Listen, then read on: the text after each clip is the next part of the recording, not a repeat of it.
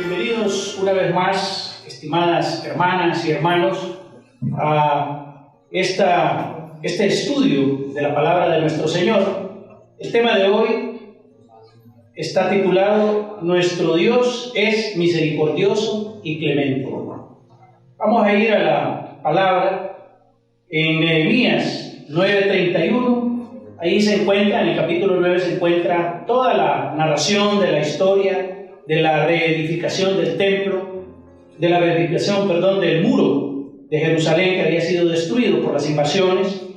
Y dice Nehemías en el versículo 31, dice, orando, invocando a Jehová nuestro Dios, dijo Nehemías, mas por tus muchas misericordias no los consumiste, ni los desamparaste, porque eres Dios clemente y misericordioso. Fíjense bien lo que dice Nehemías ahí. Le dice a Jehová nuestro Dios, le dice, tú eres un Dios clemente y misericordioso. Ese es el tema de la enseñanza que vamos a compartir el día de hoy. Nehemías 9:31. Vemos cómo muchos hermanos predican a un Dios implacable, enojado y castigador, que no perdona la transgresión, la falla o el pecado, que va haciendo una lista de cada pecado y cada falla que hace la persona para castigarlo y hacer pagar por esos pecados. Muchos nos amenazan diciendo que hay un Dios que en cada instante nos está viendo con una mirada inquisidora. Nos hacen creer que Dios está cada segundo viéndonos con una mirada inquisidora a ver en qué nos estamos equivocando para destruirnos y para matarnos o para castigarnos y deshacernos. Obviamente Dios, Jehová nuestro Dios, tiene diferentes facetas que son narradas en la Biblia, pero para nosotros, los que hemos creído en su Hijo amado, en Jesús, para nosotros Él es un Padre piadoso, clemente y misericordioso. Para aquellos que no han creído, que no han sido llamados a salvación, es otra circunstancia la que ellos les espera, tarde o temprano. Pero nosotros, los que hemos creído en Cristo Jesús, en su Hijo, que somos o fuimos llamados a redención por su sangre preciosa, a ser parte, a formar parte de ese pacto nuevo, o del nuevo pacto como se conoce, que fue sellado con la sangre de Cristo Jesús, la circunstancia es diferente. Nuestro Dios no debemos verlo o estar como nerviosos, como temerosos de que en cada momento Él nos está viendo qué es lo que hacemos, cómo nos sentamos, cómo ponemos las manos, que tenemos que estar rectecitos, derechitos, que no podemos ver al lado porque se va a enojar. No, tenemos que ser relajados. Dios es un Dios clemente y misericordioso con aquellos que somos parte de ese nuevo pacto sellado con la sangre de Cristo Jesús. Que se preocupen los que no, porque para ellos es otra la circunstancia, es otra su posición. Vemos cómo esa imagen o carácter de nuestro Dios, que es propagada para prevenir quizá de buena fe en algunas congregaciones, esa enseñanza de que Dios es un Dios que está viéndolo a uno así de reojo cada instante y cada segundo, a ver en qué se equivoca uno. Quizá a veces se enseña así para que las personas se abstengan de hacer o de no hacer cosas que obviamente desagradan a Dios. Pero esa es una circunstancia más enfocada a la naturaleza humana, a la naturaleza de nosotros los humanos. Nosotros, es para el humano bien difícil entender que hay cosas que podemos alcanzar sin ningún sacrificio personal. O sea, nosotros estamos acostumbrados y nos han enseñado, nos ha formado la naturaleza humana de que no podemos ser exitosos si no nos esforzamos, que no podemos ser ricos si no trabajamos, ahorramos, nos abstenemos de muchas cosas para ahorrar y ser ricos. No podemos ser buenos médicos si no nos abstenemos de todo y nos dedicamos a estudiar y a analizar y a devorar libros, tomos científicos y a practicar y un montón de cosas y pasar 40 años para poder llegar a ser un médico famoso. No podemos ser un buen abogado igual si no aquel esfuerzo, aquel sacrificio humano de toda una vida estudiando. Igual, esa naturaleza que nos han enseñado muchas veces nos hace dejar de disfrutar la buena vida en Cristo, la vida relajada, la vida sin problemas, sin preocupaciones, sin estar viendo que que si me río así, se puede enojar Dios. Si me siento aquí, se puede enojar Dios. Si miro para este lado, también. Y si miro para el otro, también. Entonces, muchas veces, en muchas congregaciones de nuestros hermanos en Cristo, se les impone a las personas reglas humanas, normas de conducta humanas, disciplinas humanas. Y en muchas ocasiones, muchos cristianos nos convertimos en fiscales de Dios, como para estar viendo quién se equivoca. Este ya está condenado, este se fue para el hoyo, este ya perdió la salvación. Y entonces, ¿qué es lo que provocamos ahí? Provocamos estrés, provocamos desaliento, provocamos que muchas veces la fe de algunos sea quebrantada, porque cree que al cometer un pecado o un error, ya ese está cocinado en el infierno, ya no tiene salida ni remedio. Esa es una presentación equivocada de lo que nuestro Dios es. Y repito lo que dice Nehemías 9:31.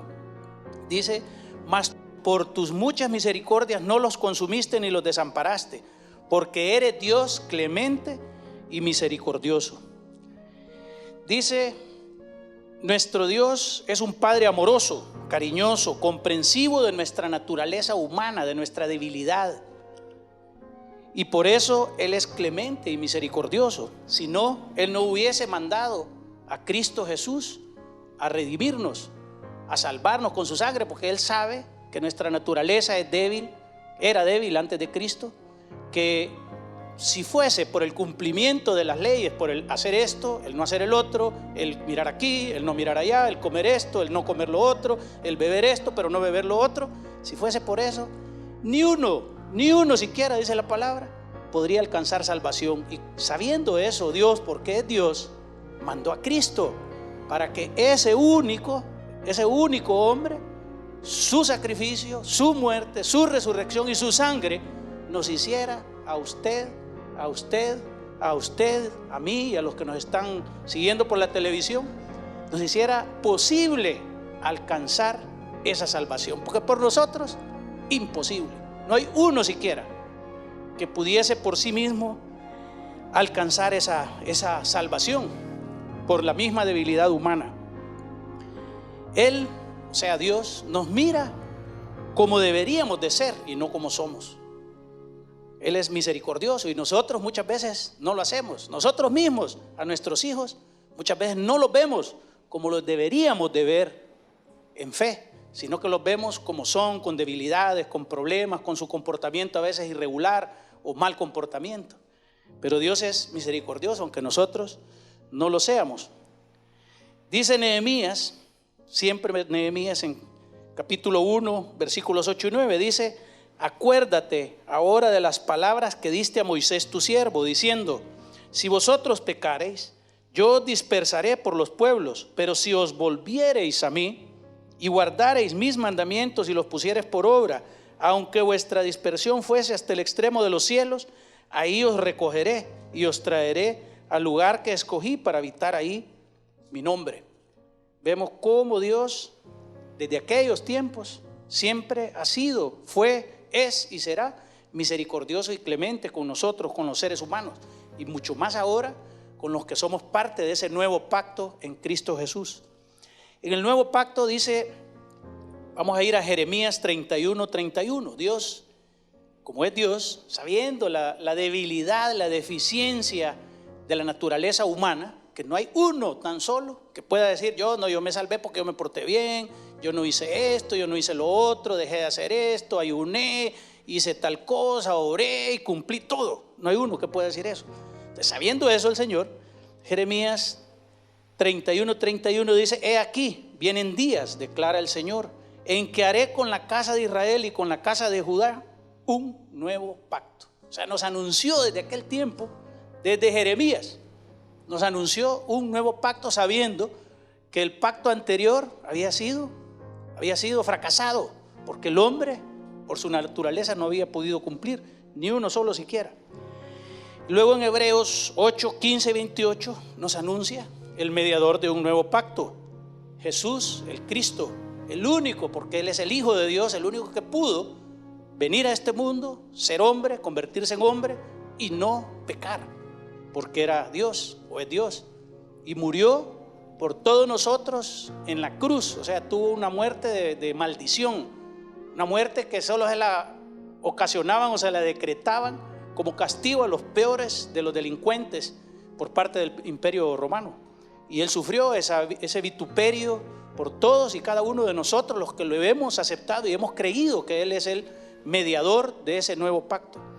Entonces dice en Hebreos 8:15: así que por eso es mediador de un nuevo pacto, para que interviniendo muerte para la redención de las transgresiones que había bajo el primer pacto, los llamados reciban la promesa de la herencia eterna.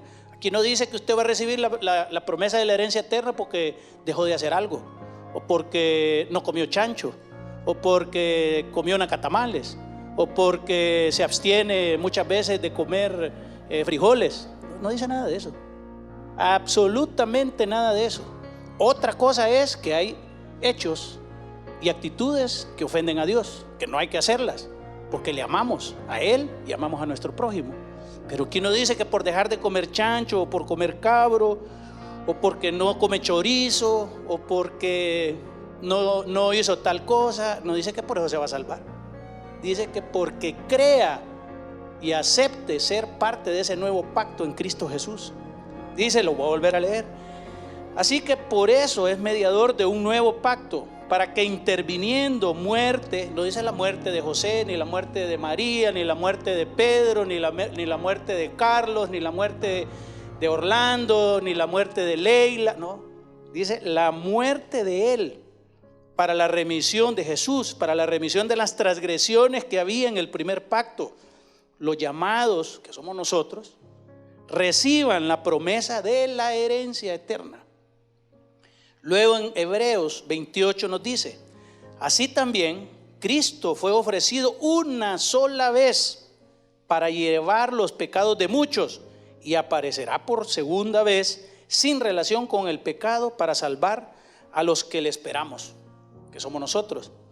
Entonces aquí no pone condiciones, y por eso repito, en muchas congregaciones muchos hermanos prácticamente ponen cargas pesadas sobre las congregaciones: haga esto, no haga lo otro, no, que si se sienta pero con el pie cruzado, ofendió a Dios, ya ese ya no se salvó.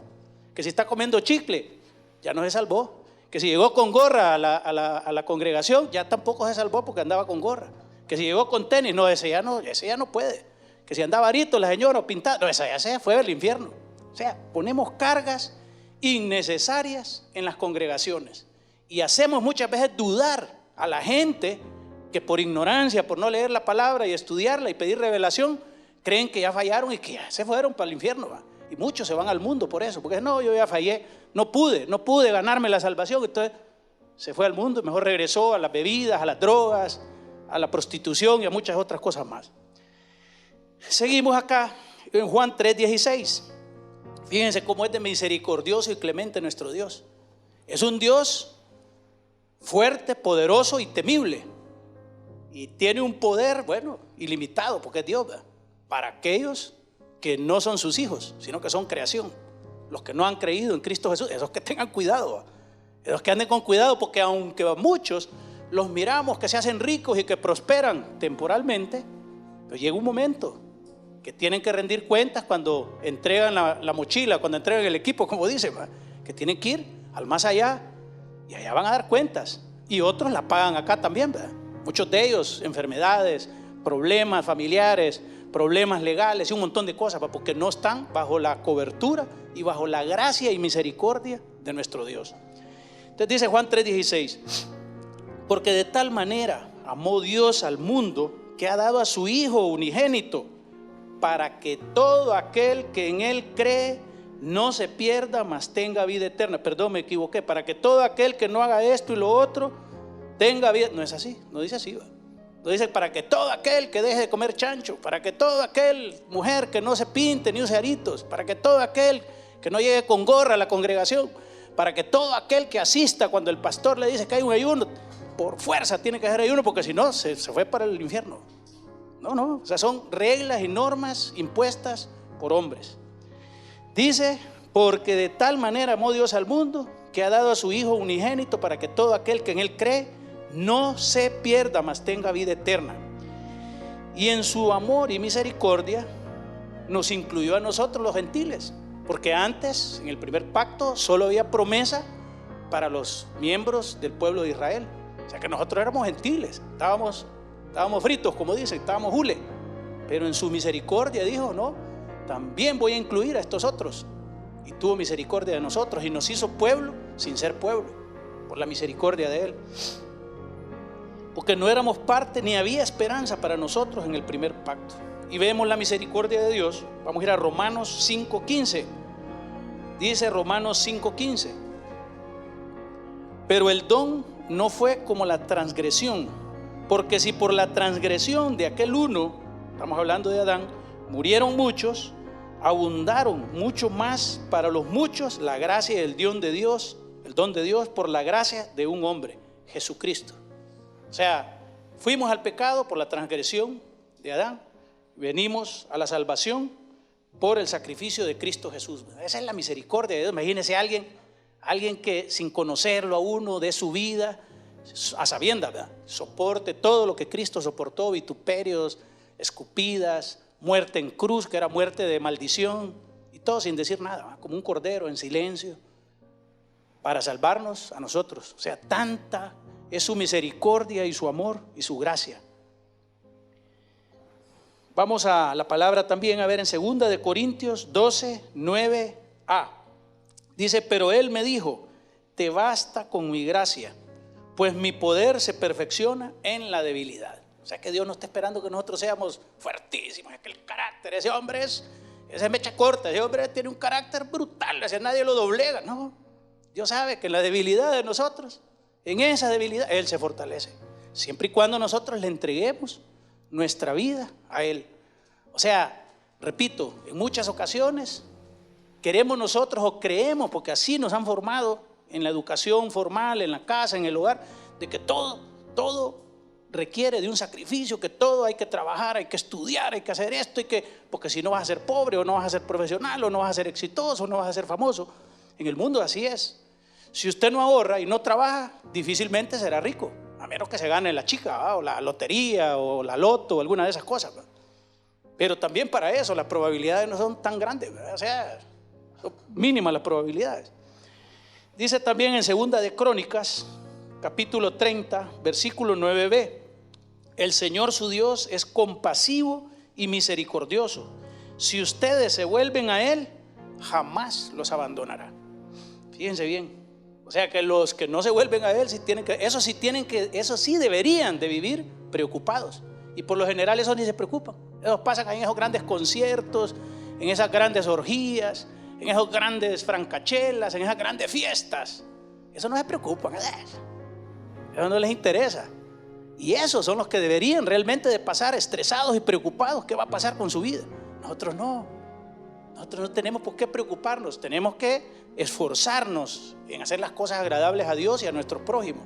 Pero no es que debemos de vivir con aquel estrés. Ay, fíjese, hermano, que es que miré tal cosa y ya estuvo, ya pequé, ya me fui para el hoyo. No hay que, eso no es lo correcto. Vamos a ir a Lamentaciones, libro de Lamentaciones, capítulo 3, versículos 22 y 23. Dice que por la misericordia de Jehová no hemos sido consumidos, porque nunca decayeron sus misericordias. Nuevas son cada mañana. Grande es tu fidelidad, oh Jehová. Mire cómo nos enseña la palabra lo que nuestro Dios es para nosotros los hijos, porque para los que no son hijos sí es problema, ¿va? Para ellos sí deberían de vivir preocupados. También es importante que dejar claro que no hay que confundir esa misericordia y esa gracia y esa clemencia de Dios que nos ha traído a libertad. No hay que confundirla para el libertinaje, ¿va? Que solo un pecadito y pido perdón y ya estoy tranquilo. Entonces dice, vamos a ir a Gálatas 5:13. Gálatas capítulo 5, versículo 13 dice: porque vosotros, hermanos, a libertad fuisteis llamados. O sea, fuimos llamados a libertad, no fuimos llamados a temor, a estar aquí con aquel temor, no, que no puedo ver para allá, porque no, que si no voy con saco y corbata a la iglesia ya me va a caer un rayo. No, que si como chicle, entonces ahí ya pequé, ¿no? Que si voy con tenis ya no me dejan entrar, entonces ya pequé. No, eso no. Eso el Señor nos ha llamado a libertad. Pero dice, porque a vosotros, hermanos, a libertad fuisteis llamados, solamente que no uséis la libertad como ocasión para la carne, sino servíos por amor los unos a los otros. O sea, eso es algo que hay que tener en consideración, que si bien es cierto, no debemos de vivir estresados pensando en que a cada momento el pecado y todas esas cosas que nos asedia, pero también tratar de tener una conducta que no sea usar esa libertad como ocasión para la carne, para los deleites, para las cosas que no agradan a Dios y que no agradan tampoco a nuestros hermanos. Y en Salmos 103:8 nos dice también la palabra: misericordioso y clemente es Jehová, lento para la ira y grande en misericordia. No ha hecho con nosotros conforme a nuestras iniquidades, ni nos ha pagado conforme a nuestros pecados. Ya se imaginan ustedes que Dios nos tratara de acuerdo a los pecados que cometemos cada día. Ninguno estaríamos acá, ¿verdad? Estaríamos todos fulminados, todos estaríamos hechos chicharrón, así un pedacito de chicharrón ahí, ¿verdad? Porque ¿quién podría? No hay uno, solo Cristo. Es importante también ver cómo esa conducta y esa exigencia, esas normas inventadas por los hombres que se imponen en las congregaciones para que la gente esté sentada derechita, que no puedan ver a ningún lado, que no puedan casi ni respirar, porque es pecado. Todas esas cosas, porque la gente cree que el reino, después de que uno viene, que Cristo lo llama, y viene uno a conocimiento de Él y que uno lo acepta como su Señor y Salvador y viene a salvación, viene a vida eterna. Entonces la gente, muchos pastores, muchos líderes de la iglesia creen que después de eso hay otra carrera que continuar, en el sentido de que hay que seguirse ganando la salvación porque si no ya se perdió. Y vemos nosotros como incluso en algunas iglesias o congregaciones hay algunos que no, es que yo oro, yo diezmo, yo hago esto, yo ando con saco y corbata, yo no miro para los lados, yo no respiro, yo escucho el sermón o la prédica o la enseñanza, yo no hago esto, yo no robo, yo no maldigo, yo no deseo mal, yo no soy vanidoso, yo no soy envidioso, igual que el fariseo. Hay muchos hermanos que así quizá lo hagan sin estar conscientes del error que están cometiendo y están imponiéndole, trasladando eso también a las congregaciones, haciendo más difícil la carga de llevar o de ser cristiano, cuando no lo es, cuando el mismo Señor nos dice que su carga es liviana, ¿verdad? Entonces vemos dos parábolas. Una es la parábola en donde el Señor Jesús nos enseñó que vino el dueño de una granja o de una finca o de una hacienda, como le llaman en los diferentes países. Vino y en la mañana contrató a un grupo de trabajadores y les dio, vamos a hablar en dólares para actualizar la parábola, y les dio a cada uno $10. Les ofreció, les dijo: mire, les voy a pagar $10 por el día de trabajo. Está bien, bacanudo. Fueron, trabajaron. Al mediodía mandó a traer otro grupo y les dijo lo mismo: trabajen desde ahorita al mediodía hasta las 4 de la tarde y les voy a pagar $10. Y a los primeros, ya güey, como esta cosa, ya estaban refunfuñando, porque a esto les va a pagar 10 y a nosotros 10 y nosotros trabajamos desde la mañana. Y de ahí vinieron, o mandó a traer otro grupo casi como a las 3:30. Y ese grupo, lo mismo les dijo: trabajen desde las 3:30 a las 4, les voy a pagar $10. Entonces los que empezaron desde la mañana y los del mediodía, ya casi le querían armar una huelga al hombre ellos, y reclamándole que por qué le estaba pagando lo mismo a ellos, o sea, que ellos se habían sacrificado, que ellos habían trabajado, que ellos habían sudado, les había caído el sol, habían hecho todo lo que les había pedido. Entonces, ¿qué le dijo el dueño de la finca o de la hacienda o de la granja? Le dijo: bueno, si es mi dinero, yo lo pago como quiero, a quien quiera. A ustedes les ofrecí y les pagué lo que les ofrecí, que es lo que la ley dice, y no les quede mal. Ahora, si yo le quiero pagar al otro solo porque trabajó un ratito y al otro que casi ni trabajó lo mismo que usted, es problema mío. Eso nos enseña el Señor. O sea, que no es porque aquel que hizo un gran sacrificio, que dejó de comer, que ayunó, que hizo todo, ese es mejor que el otro, ¿no? El Señor le da a cada quien y da la salvación como quiere, no por lo que hayamos hecho o hagamos nosotros o dejemos de hacer, sino que es porque Él así es. Él es el dueño, Él es omnipotente, Él es el que manda, Él es el gran yo soy. Entonces eso nos enseña que no es porque nos esforcemos y que hagamos, no, que la salvación ya está. No importa si usted vino a las 7 de la mañana, el otro a las mediodía y el otro solo vino 15 minutos antes.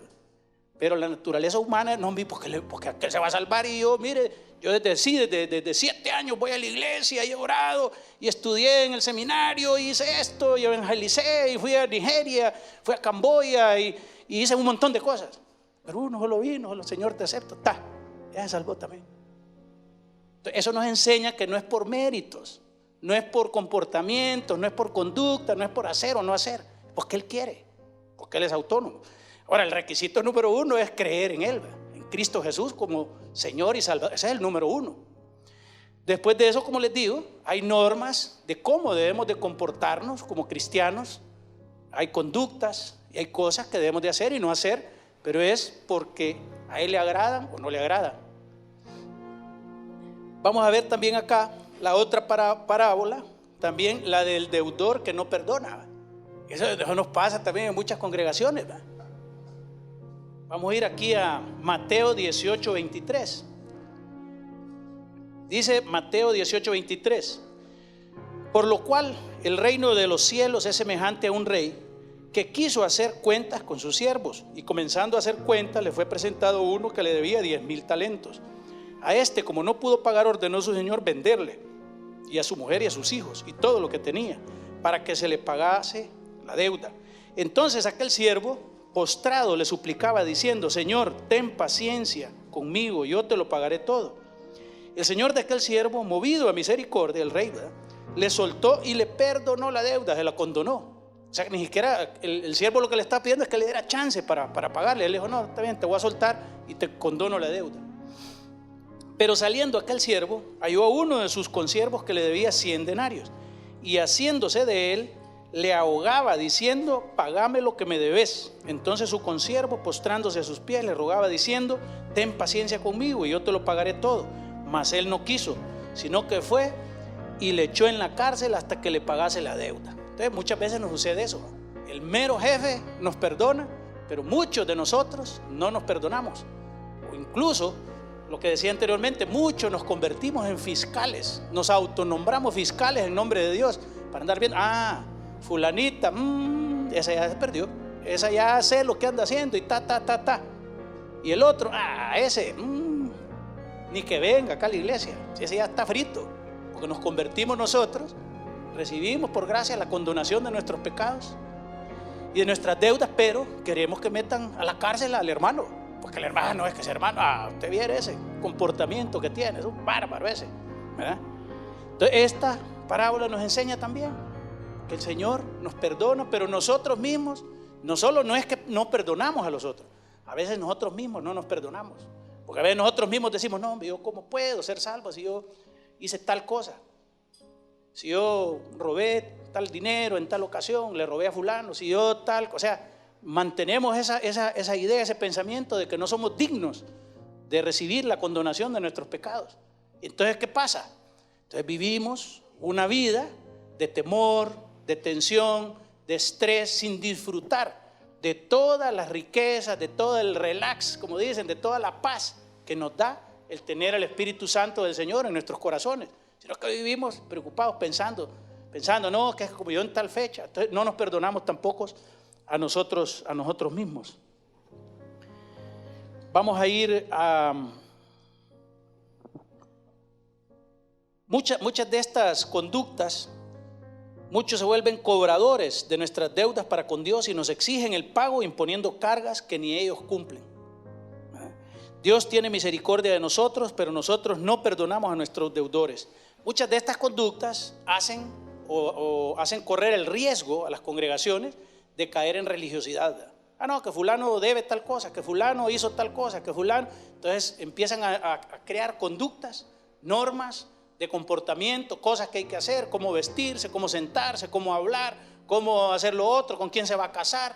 Bueno, hay congregaciones que dicen ser cristianas que hasta incluso las muchachas y los muchachos para casarse tienen que pedir permiso y recibir autorización del pastor, del líder. O sea, ese tipo de circunstancias hacen caer a las congregaciones muchas veces en error en religiosidad, que eso no es correcto. Y uno debe como miembro de cualquier congregación, debe orar y pedirle al Señor dirección. Si eso está ocurriendo en la congregación donde nosotros nos estamos reuniendo. Dice Mateo 23:4, dice: porque atan cargas pesadas y difíciles de llevar y las imponen sobre los hombros de los hombres, pero ellos ni con un dedo quieren moverlas. Es lo que estábamos diciendo. Muchas cosas que se le imponen a la gente, que mire, que si no vino a las 9 de la mañana que empieza el culto, ya pecó. Ya eso ya lo hizo, ya usted ya no merece subir ahí al púlpito, ni tampoco puede ir a alabanza porque llegó 5 minutos tarde. Ya son pura religiosidad, ¿verdad? Y puras cargas que se imponen a la gente, que ni ellos mismos, los que dicen ser líderes, las pueden llevar, ¿verdad? Y esto lo dijo Cristo, no lo digo yo. Y dijo también él en Lucas 11:46, y él dijo: hay de vosotros también doctores de la ley, gente que son gallos, que se trazan la palabra y se saben del Génesis hasta el Apocalipsis, pueden recitar la Biblia. Entonces dice, y él dijo: hay de vosotros también doctores de la ley, que cargáis a los hombres con cargas que no pueden llevar, mas vosotros ni aún con un dedo tocáis las cargas. Todas esas imposiciones, muchos de los jóvenes se pierden. ¿Por qué? Porque que no puede llegar con tenis, no puede llegar con gorra, no puede llegar con chumpa, no puede mascar chicle. O sea, todo un montón de normas inventadas por los hombres que se imponen a las congregaciones y a la gente, y ni los doctos de la ley las pueden llevar. Dice en Mateo 11, 28, 29 y 30. Fíjense bien a qué es lo que somos llamados nosotros cuando venimos a Cristo.